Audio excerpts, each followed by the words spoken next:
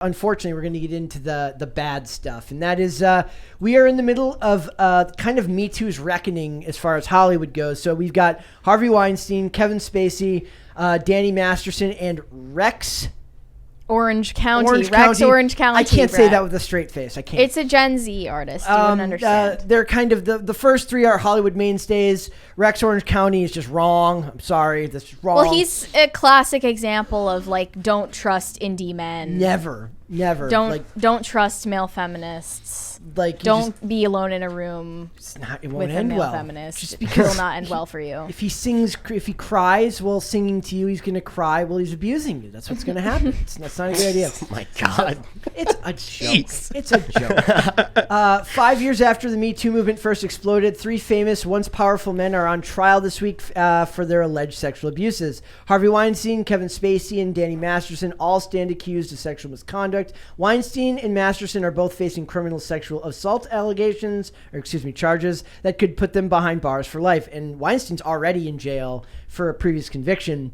Meanwhile, Spacey is facing a civil lawsuit from actor Anthony Rapp, who has said that Spacey made a sexual advance on Rapp when he was 14 years old.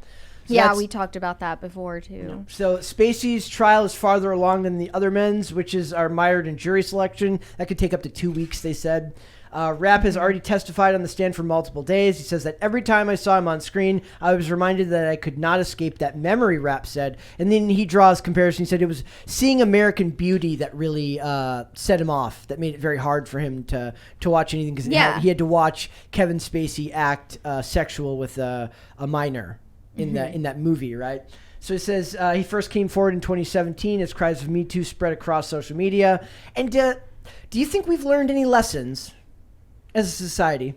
As a society, maybe some of us, Hollywood has learned nothing. And that's what I think I think it's very clear now that because more and more of these cases keep cropping up, the real predators at large in the entertainment industry were so unthreatened by the Me Too movement. They felt so like comfortable in their position of power that it oversold itself by a long shot and didn't end up helping anyone. And we also like covered how the Time's Up movement is a skeletal organization. Fell to corruption. Fell to their own corrupt whims. Because of their conflicts of interest and their personal drama and the way they wanted to use this activist group to aggrandize themselves.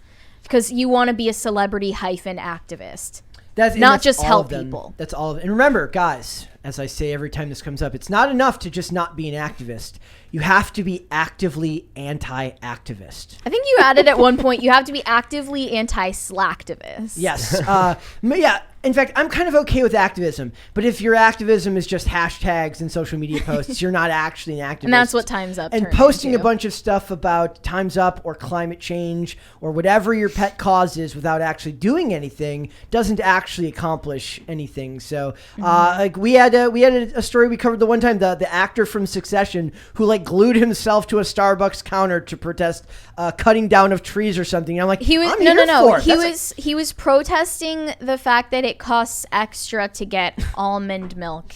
That's what that was about. Compared to animal milk. And I was like, at least he did something about it. At least he went out and made everyone's life miserable. They didn't change it, by the way. I'd rather you make everyone's life miserable out in the real world because you actually had to expel some effort to go do that. Right? I say do sit-ins at trees that are going to get cut down. That was the old school one. They all chain themselves. Thank you. Thank you. That's it's a crisis party. You have to dance. Oh, I'm good. Okay. You have to gyrate? Yeah, well now that's what we'll do every time there's a guest. Like, oh, you have to dance. we won't tell them they don't actually have to, and we'll just wait for it. So, they need to actually do something about it. Who was that horrible group in Portland that's always standing in the middle of the street and doing stuff? I don't know. No. The like an actual activist group? Yeah, but it's like the people who are just sitting down. The ones who always sit in the roads and everything. Yeah, on the highway. Oh, God, that was so annoying.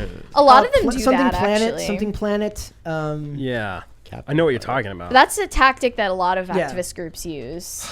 But we could use some people actually actually believing in what they're saying. Because maybe it's because it's the realm we sit in. I'm sick of actors who call themselves actors and activists, and all they do is go to fancy dinners, and they don't actually work to get anything done, and they stay in their own circles, and they think that they're doing something about it. And there's something about the sanctimonious tone in which they talk about that stuff that I just find absolutely infuriating. Meanwhile, they've there's all the pictures of Oprah Winfrey with Harvey Weinstein.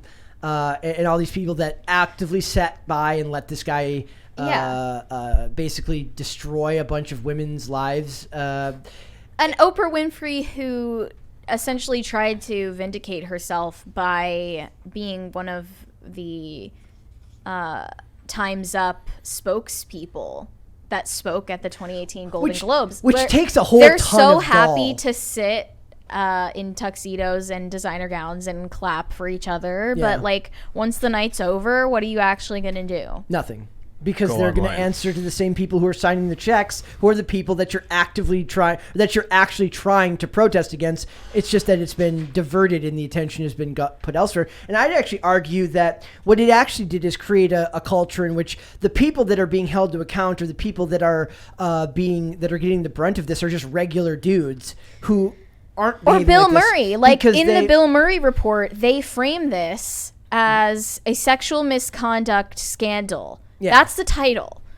On a site that has a paywall, you can't interpret anything from that other than putting him in the exact same category as a Harvey and they know Weinstein. that people only read the headline anyways. It's intentional. God. It is intentional assassination of character. Lie by structure, lie by omission, very, very common in these industries. In regard to the Rex Orange County situation, he's had 6 counts of sexual assaults alleged against him by a victim in the UK. So let's talk a little bit about this one, because I'd like to get everyone's take on this case in specific, Yeah. because I think everyone's heard the stories about Weinstein, everyone's heard the stories about Spacey, everyone's heard the stories. Danny Masterson we'll get into as well. That one's interesting too. That one's interesting. But let's talk about Rex Orange County. There, Yeah. I got it right. I got Rex it right. Orange right? County. So it says that. So it says he's shocked by the allegations, which he denies, and looks forward to clearing his name in court. And then they go in and they talk about what's happened. Do you want to give everyone a breakdown of basically how this happened? Sure. There's a single victim in the UK. We don't know her name. Well, all we know about her is that she's over the age of 16, which is their age of consent over there. The Sun reported on this that he allegedly assaulted her in London's West End, and then once in a taxi on the way to his home, and then 3 times at his home on June 1st and 2nd. The Vulture reported this as 2021, but as far as the Sun report goes, I think they're referring to June this year. And he's pleading not guilty. He's going to trial in January next year. We also had the guy from Arcade Fire with his own stories that were labeled. That was another clear-cut, indie guy who is never trust an indie artist. Yeah. Just there are cases that aren't so clear-cut as a Harvey Weinstein or Jeffrey Epstein or Kevin Spacey. I need more detail. There needs to be more details on There this. will because be, definitely. They're to hear that he did it to the same person multiple times over the course of a couple of days without that person just simply running away. Mm-hmm. I need to know what happened. Did he have power over her, control over her, threaten her? Well, I need the to know refrain is more. always psychological control. Yes, that's what they'll not have to. Actual case of kidnapping. He doesn't look like he could kidnap someone. No. But obviously if It's weird. These indie guys are always accused of the most heinous shit. Because they're overcompensating. Yeah. They're overcompensating. It's the overcompensating by looking harmless and soft and asexual. And this lady, like I said, so you think that he just likely had some type of psychological hold over her to allow that would allow him to do this to the same person multiple times? I believe that would be the refrain, but we need more details, obviously, to know what the victim says happened. Yeah, and there's an argument to be made here that nobody gets to hear her side of the story and judge her based on who she is, because you're only getting the accusation. Mm-hmm. You're not seeing who this person is, and an important part of this is that you have to weigh did they know each other beforehand? Mm-hmm. There has to be more information than what we have here. Yeah. All you have is the accusation. I'm trying to be delicate in how I how to word that. Similarly with the Danny Masterson accusers, they took a long time to bring their cases to the police. Because they were all members of the Church of Scientology like he was. Yeah, and in the Church of Scientology, this is going to play a big role in trial, I think. Yes. In their belief system, anyone in the church who is a public figure of any kind, especially celebrities in the entertainment industry, they're on another level where you really can't criticize them publicly because they're representatives of the religion, and you cannot taint their character and their public image. Yep. For that reason. And also they claimed that they would be excommunicated if they tried to bring this to civil court. And when you're in the church for your whole life, that's all you know. That's all of your family members, all of your friends. And also they claim that there is a fair game policy that if you get excommunicated for any reason, they can harass and stalk you, and you're fair game for any mistreatment as a punishment for what you did, and you'll be declared what they call a suppressive person. Sound cool. I think what yeah. Scientology. I know Brett's on board with that. Everyone says that just because I love Tom Cruise does not mean that I love Scientology. Give me a break.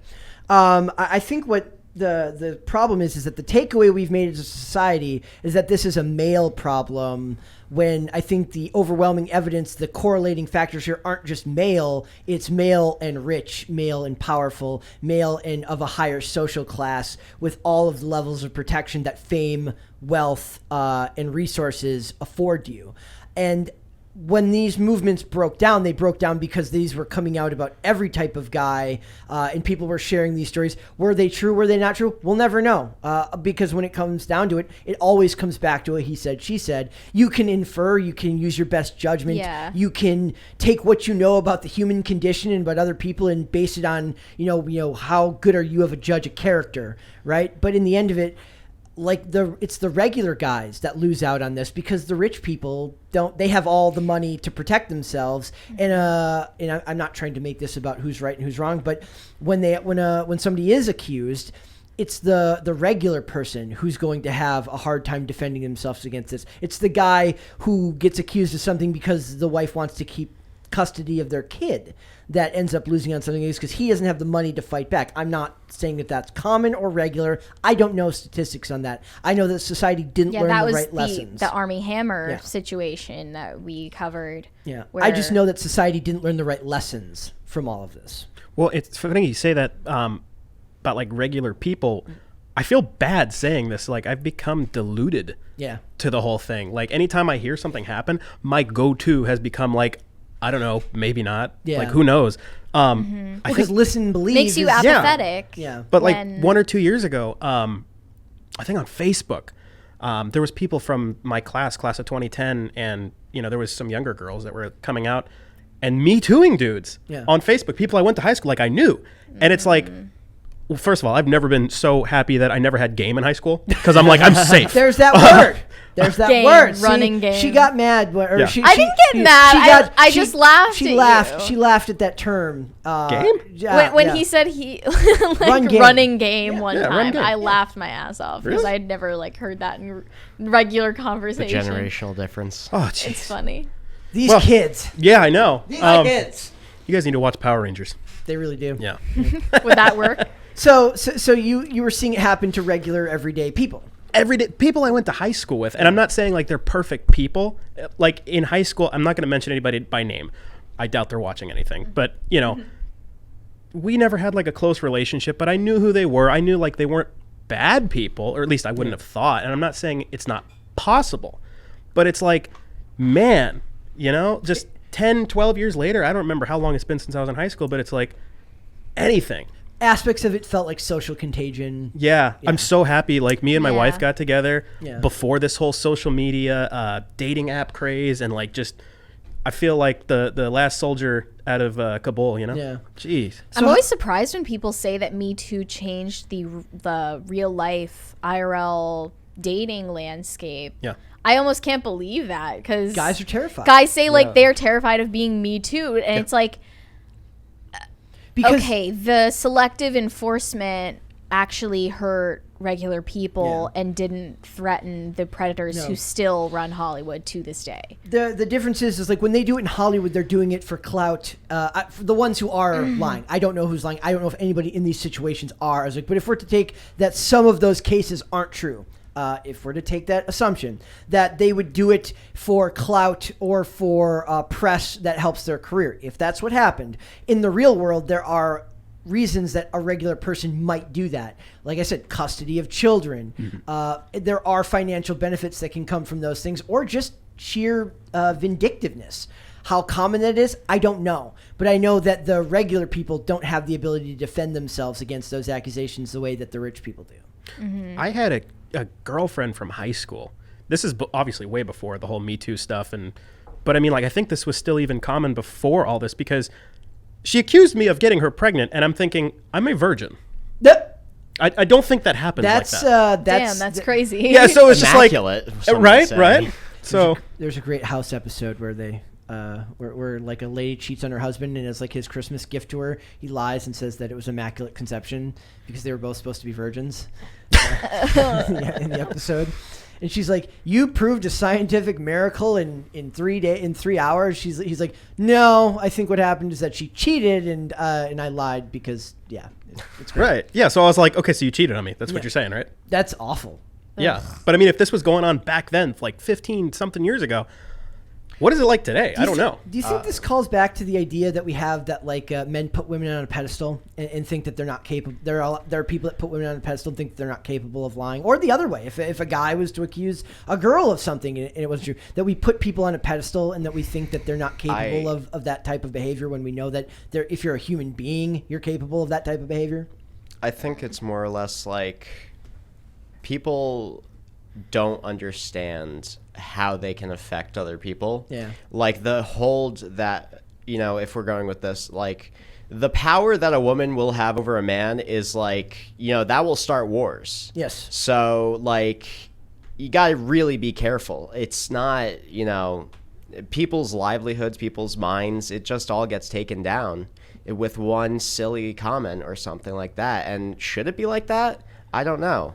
Also, we have to get into the idea of like what the definition of consent has changed in the last 10 years. Yeah. I think that Me Too and its aftermath, it's really just demonstrating, or it's like a symptom of a general sexual confusion going on in society. And it missed the mark. We're somehow like more puritanical and yet more like kind of deviant than we've ever been. It's exactly what I was saying about Bill Murray. Like it's the same in any interpersonal interaction these days. Like we are becoming soulless automatons with no compassion. We take pictures of people who are having seizures. Yeah. And I just don't see how Me Too could have ever lived up to the promises it made. It would have never been able to. When it came from a place of confusion in the first place. At a time when we, as just think about how much the general idea of what of men and women has changed in the last 5 to 10 years, let alone the connections between men and women and how we interact together in society. The one thing that I always point back to is like when I was in high school, when I was in junior high, this was at a very strong period in time where we were telling girls and women that they can do anything they want in their lives. You can be a CEO, you can do this. And to our credit, that's a good thing to tell someone that they can do.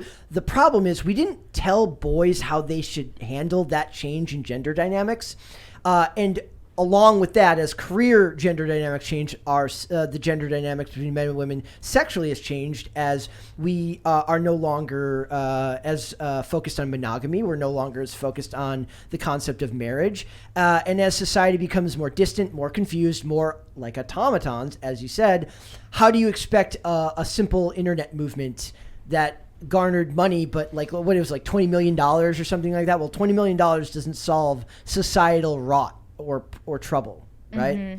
Like what were they supposed to do? And this is kind of the ultimate kind of definition of just how fruitless it feels. Like all of that, and 4 people are going to go to jail. Yeah, and I also mentioned when we were talking about Olivia Wilde, I mentioned that I kind of understand from Olivia Wilde's perspective why she kind of hates men, because if I were in Hollywood and the only men I interacted with were the Hollywood types, and that was just my whole experience of how men act, then maybe I would hate men too, because men in Hollywood are insufferable. A lot of them are predatory. And a lot of them are narcissists. And the problem is they're equating those traits onto the everyday man. Yeah, there are so many more like power drunk people in the entertainment industry than in everyday life. Yes. And that's where it's a breeding ground for this type of predatory behavior. And they brought up the Me Too movement as something that could span across more than just Hollywood, but go to the like science, tech, finance, the academia, like any and all corners of society. Yeah. And they were actually diagnosing a problem that disproportionately affects them. Not other people. They weren't willing to point the fingers at themselves.